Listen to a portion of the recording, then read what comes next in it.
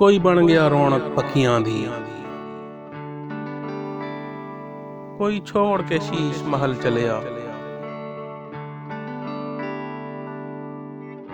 ਕੋਈ ਪਲਿਆ ਨਾਜ਼ ਤੇ ਨਖਰਿਆਂ ਵਿੱਚ, ਕੋਈ ਰੇਤ ਗਰਮ ਤੇ ਥਲ ਚਲਿਆ, ਕੋਈ ਭੁੱਲ ਗਿਆ ਮਕਸਦ ਆਵਣ ਦਾ, ਕੋਈ ਕਰਕੇ ਮਕਸਦ ਹਲ ਚਲਿਆ। ਇੱਥੇ ਹਰ ਕੋਈ ਫਰੀਦ ਮੁਸਾਫਿਰ ਹੈ, ਕੋਈ ਅੱਜ ਚਲਿਆ ਕੋਈ ਕੱਲ ਚਲਿਆ।